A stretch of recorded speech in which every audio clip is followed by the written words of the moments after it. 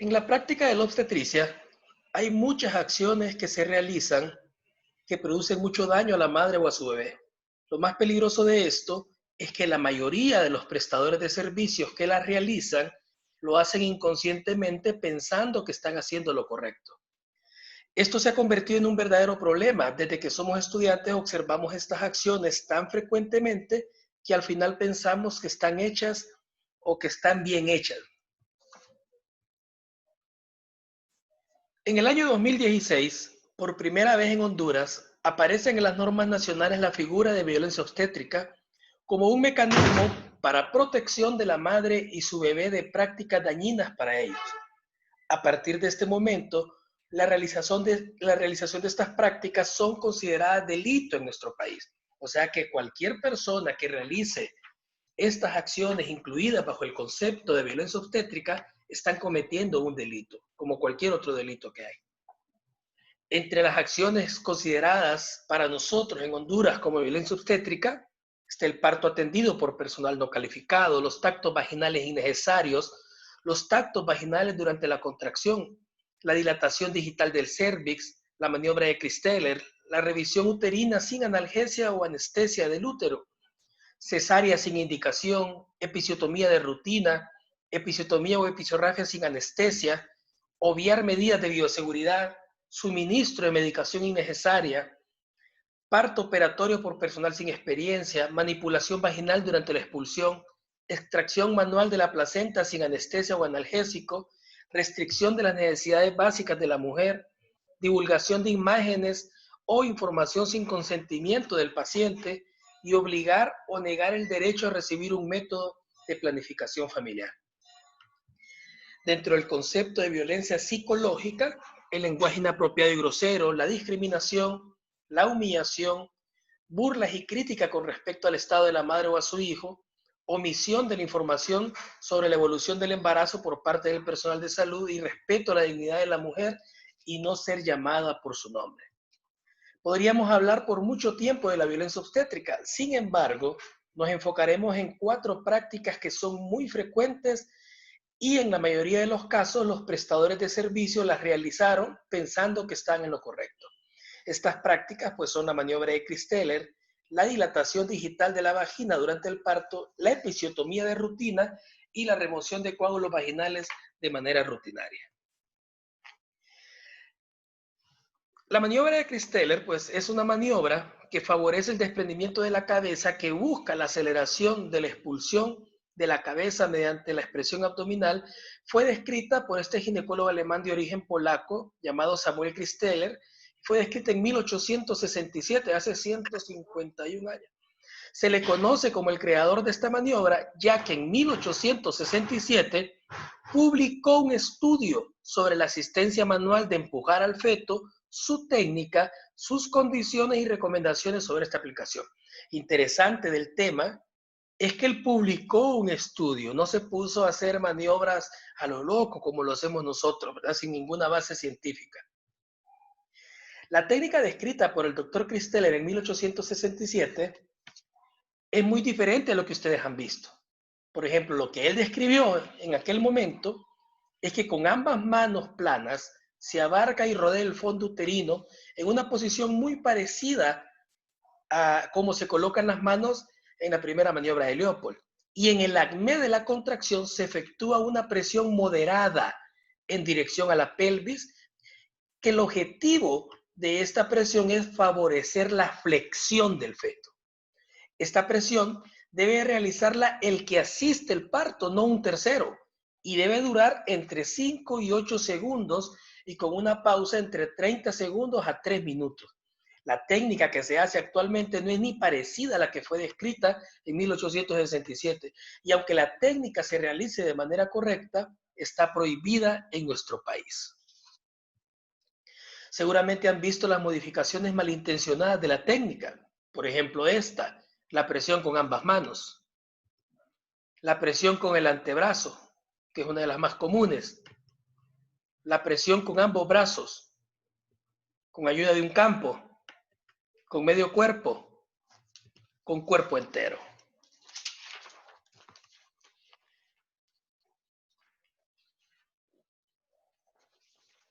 Es difícil encontrar literatura de la maniobra de Christeller, así como difícil es cuantificar el daño que hace ambas situaciones por la misma razón. Esta acción no se registra y no se registra por miedo a posibles litigios legales. La Organización Mundial de la Salud considera esta maniobra dentro de la categoría C, que se cree que esta maniobra se realiza aproximadamente en 25% de todos los partos y 20% de los bebés que nacen por esta maniobra tienen secuelas. En la mayoría de las pacientes se hace sin consentimiento de la paciente, o sea, ni siquiera ahí voy, simplemente se le presiona el abdomen. No hay mucha literatura sobre esta maniobra, sin embargo, la poca que hay no es nada alentadora para fomentar su práctica. En 1996, la Organización Mundial de la Salud la consideró dentro de la categoría C, o sea, debería de usarse con cautela, hasta que nuevos estudios clarifiquen el tema. En 2009, la Cochrane afirma, no hay suficientes pruebas con respecto a la seguridad del recién nacido, los efectos sobre el periné materno no son concluyentes. Sí considera comprobado, no obstante, que la maniobra de Christeller no incrementa la tasa de partos vaginales espontáneos ni reduce la tasa de parto instrumental. Y supuestamente para eso se realiza, pero la evidencia que hay ha demostrado que no ayuda en lo absoluto en estas dos condiciones. Siempre en 2009, este estudio determinó la maniobra de Christeller no acorta la duración del expulsivo. Estos estudios determinaron que la maniobra produce ruptura uterina, que hay mayor distocia de hombros y produce desgarros vaginales y problemas en el feto. Peña y Eladia concluyeron que a las madres del 32% de los niños que nacieron con trauma asociado al nacimiento se le había practicado la maniobra de Christeller y consideran que no debería realizarse por sus graves riesgos como fracturas, hemorragia intracraneana y cefalohematoma. La normativa del Ministerio de Salud de España concluye que no existen pruebas del beneficio de la maniobra de Christeller, que esta maniobra no incrementa la tasa de partos vaginales espontáneos ni reduce la tasa de parto instrumental. Es ineficaz en la reducción de la duración de la segunda etapa del trabajo de parto. Por lo tanto, puntualiza, se recomienda no realizar la maniobra de Christeller. Normas gubernamentales de España.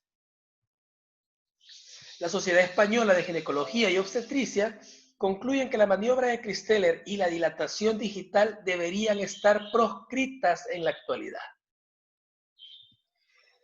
Hay poca evidencia sobre el uso de la maniobra de Christeller, pero ninguna de la evidencia de calidad que hay es alentadora para los defensores de esta maniobra. Realmente la poca evidencia que hay no nos ayuda o ayuda a la gente que está a favor de esto para que puedan promoverla. La maniobra de Christeller produce muchas complicaciones. Entre las complicaciones maternas están el dolor, esta maniobra es muy dolorosa, promueve la ruptura uterina, promueve los desgarros vaginales y perineales, es uno de los factores más importantes para la hemorragia posparto, promueve las fracturas de costillas, promueve la inversión uterina, el desprendimiento de la placenta y la muerte materna. En los neonatos también produce muchas complicaciones. Y entre las complicaciones neonatales más frecuentes, pues encontramos una de las más comunes, principalmente cuando hay distocia de hombro, la fractura de clavícula, la parálisis de ER, la hemorragia cerebral, la depresión respiratoria, cefalohematomas, el caput sucedáneo, lesiones de órganos internos y mayor número de ingresos a salas de hospitalización. Y por supuesto, también mayor incidencia de muerte fetal. Entonces, esta es una maniobra que lejos de promover beneficios, y yo creo que ustedes ya lo han visto en muchas ocasiones, son más los problemas, los traumas y las decepciones que pueda producir. Hay otra maniobra muy frecuente, ahorita que les puse esta diapositiva, imagino que tuvieron un déjà vu muchos de ustedes. La dilatación digital de la vagina durante el parto.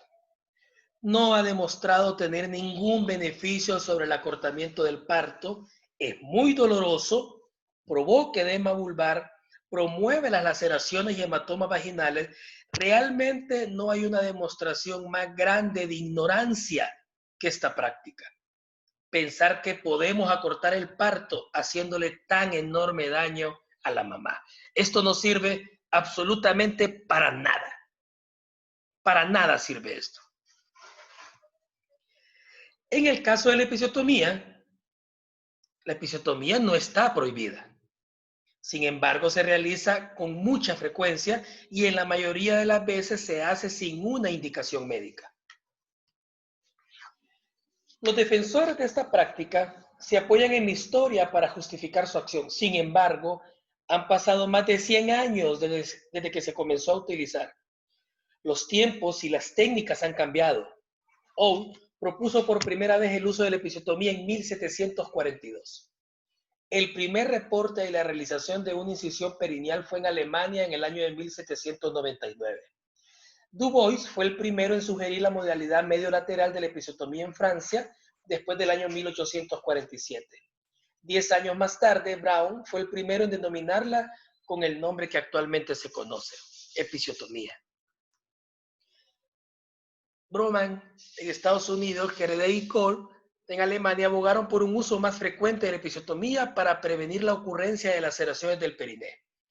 En 1895, Stahl defendió su uso rutinario, argumentando que a diferencia de lo que sucedía en los casos de laceraciones espontáneas, luego de su reparación, la episiotomía permitía la restauración al íntegrum del periné.